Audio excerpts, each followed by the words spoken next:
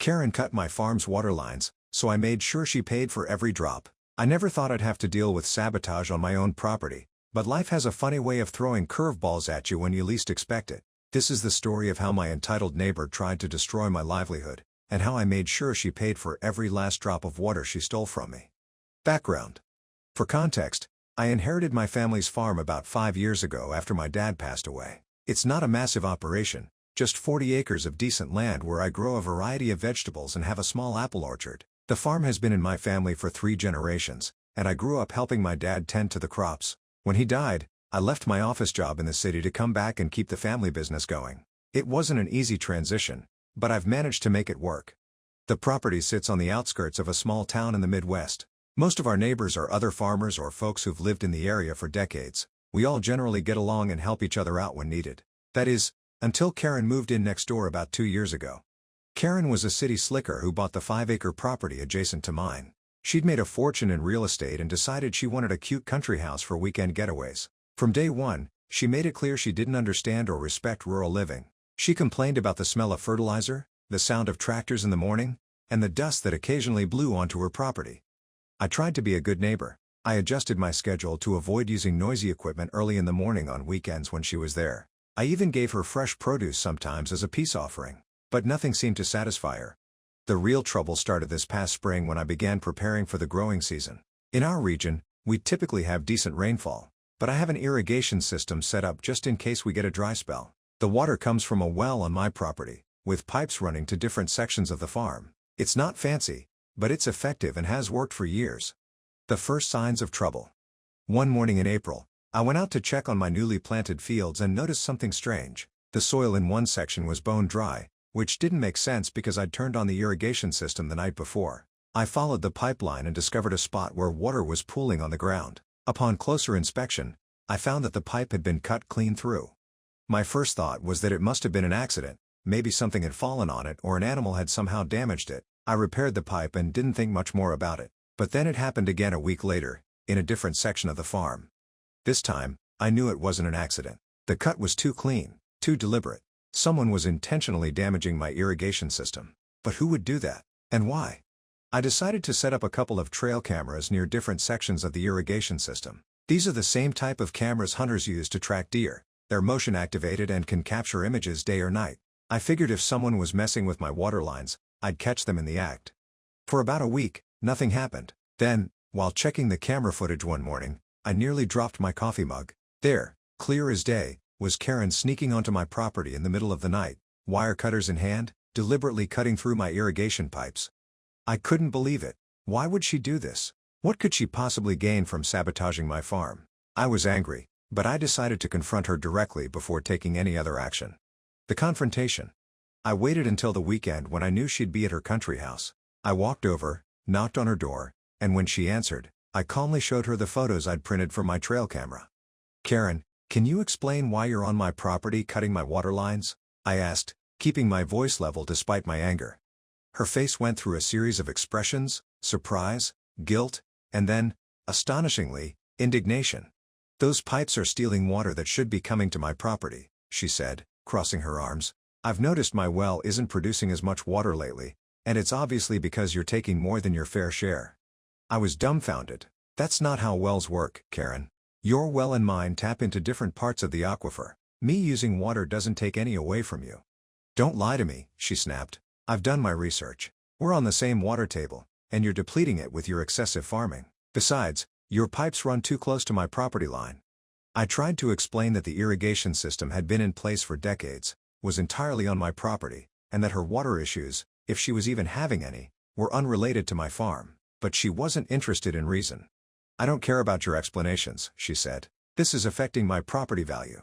What if I want to put in a pool? I need that water. If you don't redirect your pipes further away from my property, I'll keep cutting them." With that, she slammed the door in my face. I stood there for a moment, processing what had just happened. Karen had essentially admitted to vandalism and threatened to continue it, all based on a completely wrong understanding of how groundwater works. I realized I wasn't dealing with a reasonable person. Gathering evidence. At this point, I knew I needed to protect myself and my farm. I called my friend who works as a sheriff's deputy and explained the situation. He advised me to document everything and file a report, but warned me that without more evidence, it might be treated as a he said, she said situation. I decided to up my surveillance game. I installed more trail cameras at different points along the irrigation system and even set up a couple of actual security cameras with better resolution. I also took detailed photos of all the damage she'd already caused, along with estimates for the repairs I'd made. Sure enough, 3 days later, Karen struck again. This time, I got crystal clear footage of her trespassing at night, cutting through a main water line, and then, this was new, actually connecting a hose to my system and running it toward her property. She wasn't just cutting my water lines, she was stealing my water too. The footage showed her connecting a hidden pipe that ran underground from my main line to somewhere on her property. This explained why she'd been so systematic about damaging specific parts of my irrigation system. She was creating connection points to divert my water to her land. I reviewed weeks of footage and realized she'd been doing this repeatedly, always in different spots, always at night. No wonder some of my crops had been struggling despite the irrigation system being on. A significant amount of water was being diverted before it ever reached them. With this evidence in hand, I went back to my deputy friend. This time, he agreed there was enough to file formal charges. We documented everything, and he submitted an official report for criminal mischief, vandalism, theft of water, and trespassing. The legal process begins. 2 days later, Karen got a visit from the sheriff's department. They presented her with the evidence and informed her she was being charged with multiple offenses. According to my deputy friend, she completely lost it, screaming about her rights, threatening to sue everyone involved, and insisting that I was the one stealing from her. The deputies gave her a court date and left, but Karen wasn't done. That evening, she showed up at my door in a rage. "How dare you send the police to my house?" she screamed. "I'm a respected businesswoman. Do you have any idea what this could do to my reputation?" "You've been caught on camera vandalizing my property and stealing my water," I replied calmly. "What did you expect would happen?" "I expect you to drop these ridiculous charges immediately," she demanded. "If you don't, I'll make your life a living hell. I have connections in this county you can't even imagine." I stood my ground. "No, Karen. You broke the law. You damaged my livelihood. You admitted to it and threatened to continue. There are consequences for that." She stormed off, promising I would regret this. The next morning, I discovered she'd made good on her threat. Overnight, she'd cut nearly every accessible water line on my property. The damage was extensive, and with planting season in full swing, the timing couldn't have been worse. Without water, my crops would fail within days in the unusually hot spring we were having. I called the sheriff's department again. They came out, documented the new damage, and added it to the charges against Karen. They also promised to increase patrols near my property, but they couldn't station someone there 24/7. I needed a more immediate solution to protect my farm. After talking with some neighboring farmers, we came up with a plan. Several of them loaned me equipment so I could quickly replace the damaged irrigation system, but this time with a key difference: we buried the pipes deeper and in different locations than before. We also installed motion sensor lights along the property line and set up a rotation where different neighbors would drive by throughout the night, keeping an eye out for any suspicious activity. The unexpected discovery. While replacing the irrigation system, we made a shocking discovery. As we were digging trenches for the new pipes, we found an elaborate network of small pipes leading from my original irrigation system directly to Karen's property. These weren't just the recent connections I'd caught her making. This was an extensive setup that must have taken weeks to install. She had been systematically stealing my water almost since she moved in. We followed these pilfered lines and found they led to a concealed holding tank buried on her property, just over the boundary line. From there, another set of pipes connected to her house, her garden, and a recent addition, what looked like the beginning of a swimming pool installation. Karen hadn't just been cutting my lines out of spite, she'd been executing a calculated plan to steal my water for her own use without having to pay for it or get proper permits for increased water usage. I documented everything with photos and videos, then called my deputy friend again. He brought along the county water resource officer, who was particularly interested in the situation. Turns out, Karen hadn't obtained the necessary permits for her pool or for modifying her water system. That meant, in addition to the charges she was already facing, she was now looking at violations of county water regulations. As they were examining the setup, Karen drove up. When she saw what we were doing, she flew into a rage. "You're trespassing," she shouted, though we were clearly on my side of the property line. "That's my water system you're tampering with." The water resource officer stepped forward. "Ma'am, according to the county records, your property is only approved for residential water usage from your well. These pipes are illegally diverting water from your neighbor's irrigation system. Can you explain that?" He must have done that to frame me," she sputtered. The deputy held up the file with all our evidence. We have multiple videos of you installing these pipes yourself, ma'am. Karen's face went pale, then red with anger. This is harassment. I'm calling my lawyer. She stormed off to her house while the officials continued documenting the illegal water system. The legal hammer falls. A week later, the district attorney's office contacted me. With the mounting evidence, they were bringing serious charges against Karen. They asked if I'd be willing to testify about the damage to my farm and the financial impact of her actions. I agreed immediately. In the meantime, I had to focus on saving my crops. The damage to my irrigation system had set me back considerably during a critical growing period. Some of my early plantings were already lost. I calculated that the vandalism would cost me at least $30,000 in lost crops, plus about $15,000 in repairs to the irrigation system. For a small family farm, this was devastating. I decided to consult with a lawyer of my own to see if I could sue Karen for damages in civil court, separate from the criminal charges she was facing. The lawyer reviewed my documentation and said I had an extremely strong case. With the evidence you've collected, we can sue for the full cost of damages, lost profits, and possibly even punitive damages given how deliberate and malicious her actions were, he explained. We filed the lawsuit the next day. Karen was now facing both criminal charges and a civil suit. When she was served with the civil papers, she tried to play the victim. "You're trying to bankrupt me," she wailed on my voicemail later that day. "It was just a little water. You're blowing this way out of proportion." I didn't respond. At this point, all communication needed to go through our lawyers. 2 months later, the criminal case went to court. Karen had hired an expensive attorney from the city, but even he seemed exasperated with her. The evidence was overwhelming. The prosecution presented clear video footage of Karen cutting my water lines on multiple occasions. Photos and expert testimony about the elaborate illicit pipe system she had installed. Documentation of all the damage costs. Testimony from the water resource officer about her violations of county regulations. My own testimony about the impact on my farm and livelihood. Karen's defense was essentially that she believed she had a right to the water because our properties shared an aquifer, and that I was using excessive amounts for my farm. Her lawyer tried to paint her as a confused homeowner who didn't understand rural property laws, rather than a malicious vandal. The judge wasn't buying it. After a 3-day trial, Karen was found guilty on all counts. Her sentencing included a $10,000 fine, 2 years of probation, 200 hours of community service. Ironically, at the County Agricultural Extension Office, a restraining order preventing her from coming within 100 feet of my property. Mandatory restitution for all the damage she'd caused to my irrigation system. But that was just the criminal case. The civil lawsuit was still pending, and that's where the real financial impact would hit her. Civil court victory. By the time the civil case went to court, I had a full accounting of all the damages. $16,500 for the irrigation system repairs. $32,000 in lost crops. $8,000 in additional costs for emergency measures to save the remaining crops. $5,000 in security upgrades to prevent future vandalism. In total, I was suing for $61,500 in actual damages, plus punitive damages at the court's discretion. Karen's lawyer tried to negotiate a settlement for a much lower amount, but given the clear evidence and the criminal conviction already on record, I wasn't interested in settling for less than the full amount of my actual damages. The civil trial was much shorter than the criminal one. The judge had already reviewed the evidence from the criminal case, and Karen's actions were not in dispute. She'd been convicted beyond a reasonable doubt. The only question was how much she would have to pay. After hearing arguments from both sides, including expert testimony from an agricultural economist about the impact on my farm, the judge ruled decisively in my favor. Karen was ordered to pay the full $61,500 in actual damages, an additional $50,000 in punitive damages, all my legal fees, which came to about $15,000. In total, her water theft and vandalism ended up costing her $126,500, plus her own legal fees and the criminal penalties.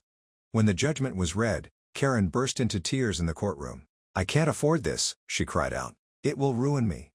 The judge was unmoved. "Ms. Karen, you deliberately damaged this man's livelihood over a period of months. Your actions were calculated, malicious, and could have destroyed a family farm that has existed for generations. The fact that you're facing financial consequences for your actions is entirely of your own making."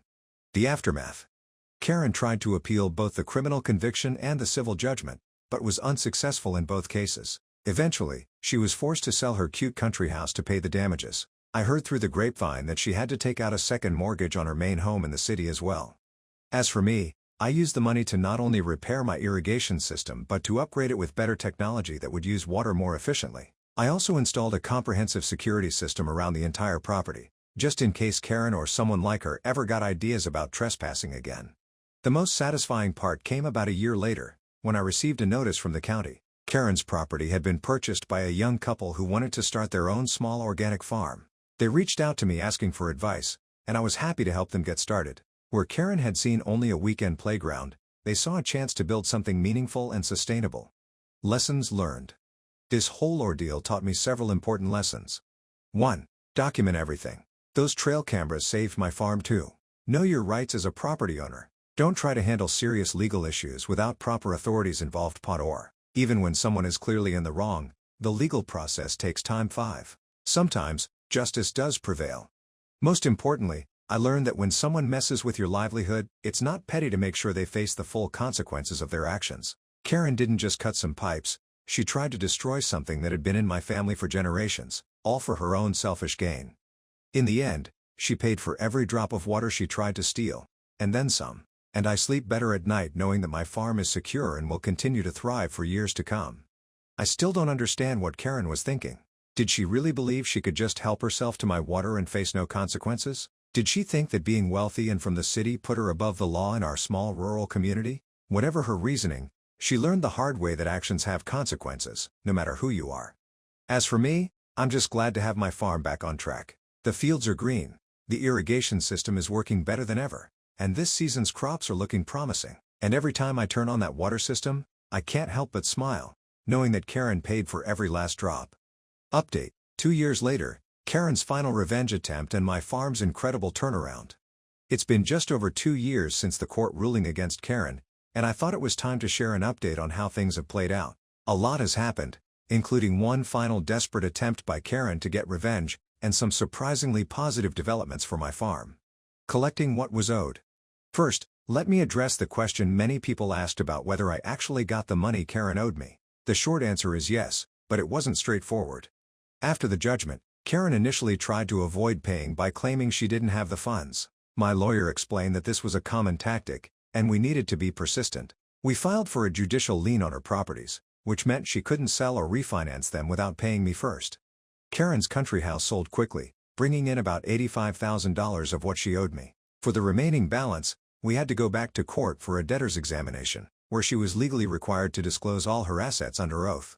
"I've already lost my vacation home over this," she complained to the judge. "What more do you want from me?"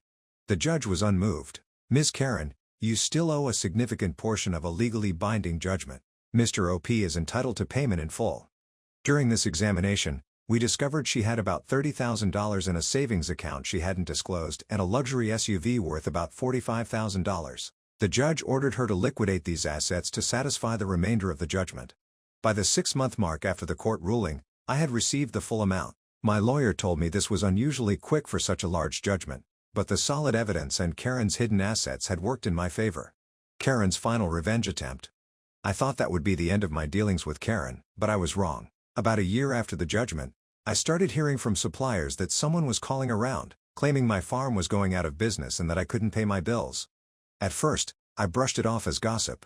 Then one of my regular customers, a local restaurant owner who buys my produce weekly, called me concerned. "Hey, just checking in," he said. "Someone called saying you were shutting down and that we should find another supplier. Said your crops were contaminated or something."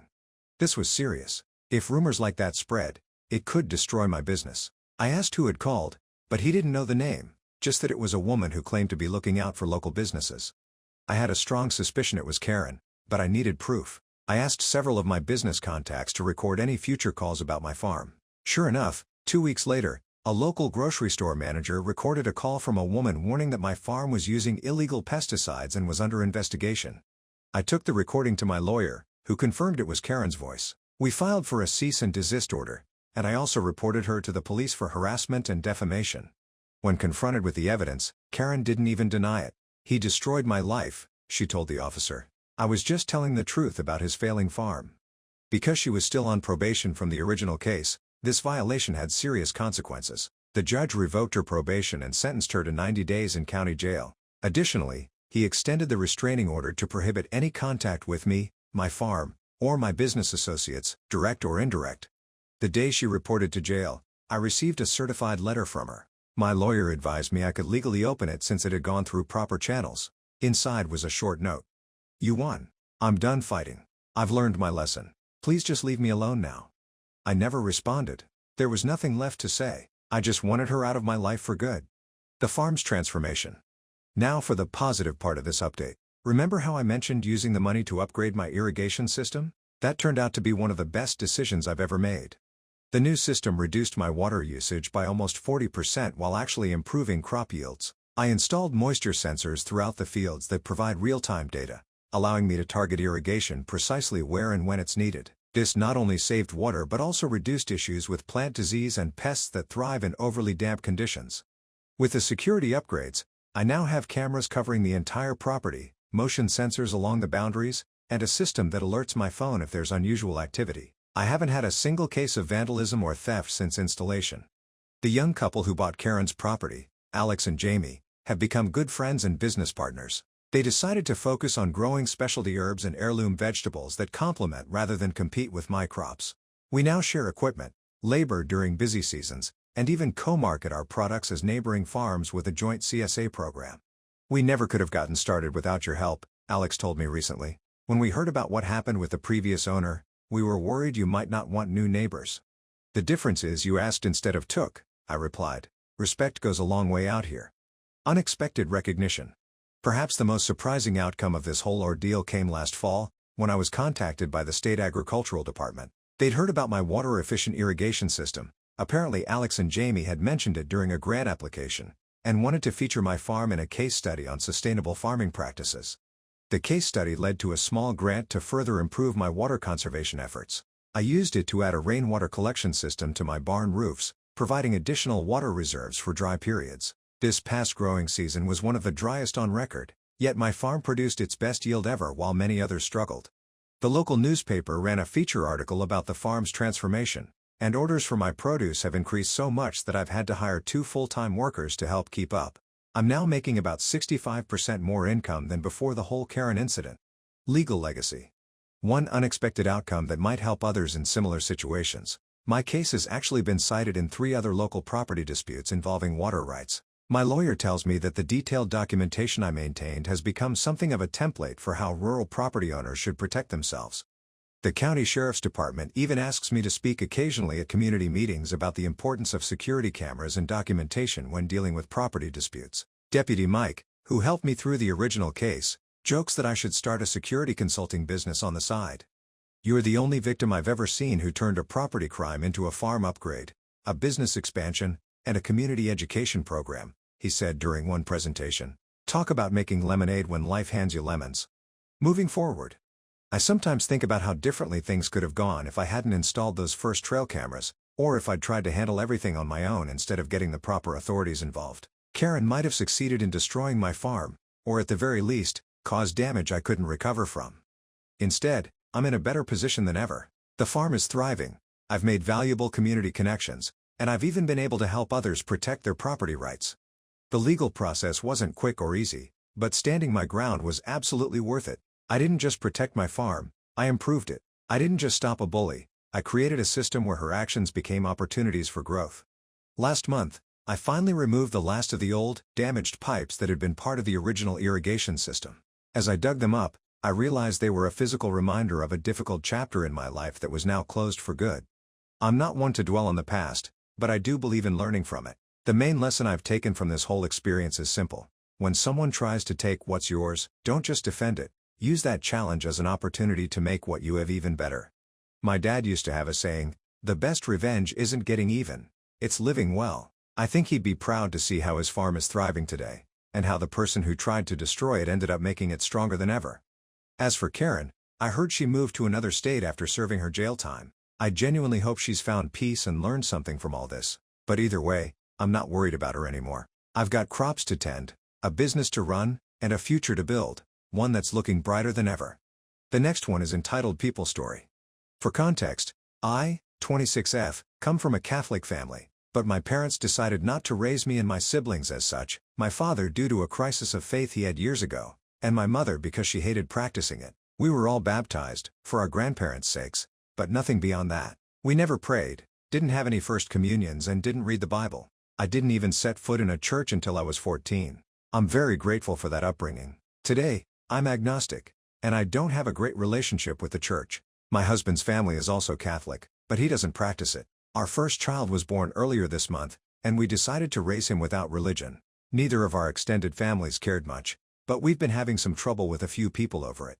My father has been dating a Christian woman for 6 years. I'll admit I don't like her, but I don't dislike her either. Before I got pregnant, she wasn't the preachy type, to me, at least. She wasn't happy when I told her I was agnostic, but didn't try to change my mind. She did talk about her religion a lot, and kept trying to get my father to engage with it frequently, but not much beyond that. Soon after I announced my pregnancy, my husband and I had dinner with my father and his girlfriend, during which she told us she knew the perfect place for the baptism. We said we weren't planning on baptizing our baby. And from that moment, she got annoyingly preachy to me and my husband. It was mostly indirect stuff, such as giving the whole family speeches about how glad she was to have Jesus in her life, but some were impossible to mask as unrelated. She gave me a decorative cross for the nursery on my baby shower, tried to make us all say grace during Christmas dinner, which we've never done before, with or without her, and kept bringing up a priest friend of hers who just so happened to also do baptisms. My husband and I stood by our decision. Fast forward to now, our baby was born a couple weeks early. He was pretty much full term, but we were all still worried. He's perfectly healthy, and we're all doing well.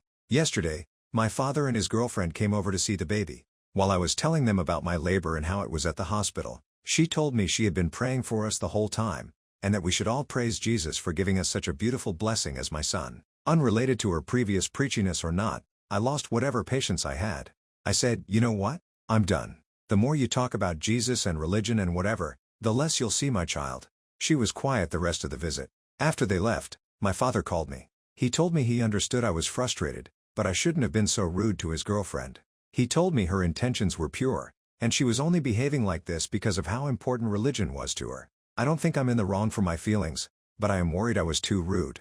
Update. Hey folks, update time. This might get a little long. I showed my post, along with your comments and my replies, to my husband. He told me he agreed I had been rude to my father's girlfriend, but thought she had pushed me to the point in which I had no other choice. He was actually surprised I lasted so long without saying anything. For the record, I'm not opposed to religion, or to Catholicism. I have religious friends. I've seen God spell and I've visited churches without catching fire. One of the most beautiful places I've ever been to was the Metropolitan Cathedral in Brasilia. I've managed to endure preachiness for short periods of time. I'm just not religious. There are many reasons why I don't have a good relationship with the church, most of which I'm not comfortable sharing. I will say that I have been agnostic since I was a teenager, and people have been trying to tell me I'm wrong and I need to be Christian or Catholic for longer than that. I also live in a very religious country, which never helped my case. I have always loathed people who obsessively preach about their faith to others. I find it incredibly disrespectful and hypocritical.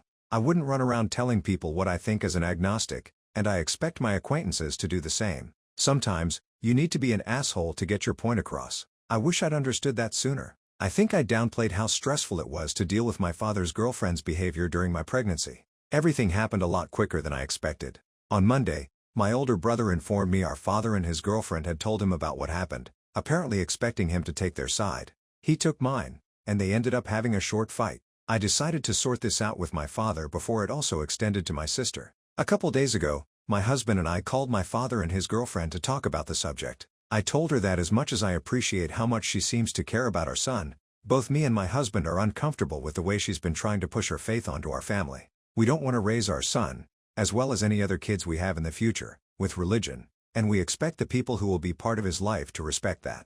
I told her that moving forward, we wouldn't accept any religious gifts, crosses, Virgin Mary figurines, etc., wouldn't entertain any attempts to make us pray or say grace, and would shut down any speeches about accepting Jesus into our hearts. My husband counted 7 in December alone. No more hinting that we should baptize our child either. She is free to pray for us if she wants, but we don't want to know about it. We will respect her faith as long as she respects our boundaries. She remained quiet while I said all of this. When I finished, she asked, "Can't you at least put the cross I gave you in his room?" Not gonna lie, that was one of the most frustrating things I'd heard someone say to me in a while. My husband nearly lost his patience. I replied with, "This is exactly what we're talking about. No." The answer has always been no, and will always be no. And if you keep refusing to accept that, We will restrict your access to our son. It's that simple. We didn't talk much after that. She apologized, and we said we forgave her. Then we said our goodbyes. Later that day, my sister went to their place.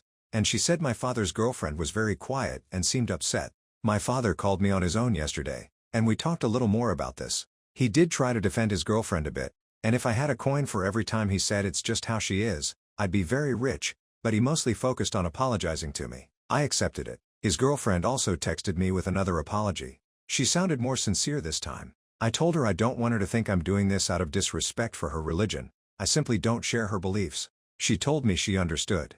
And this is it. I don't think this is over, but I feel like I've wasted more than enough energy for now. Part of me is still hopeful this will die its own death. Unless my father's girlfriend tries holy waterboarding me sometime soon, I won't update again. My son is happy, healthy and loved. That's all I care about right now. Thank you guys. I wish you all well.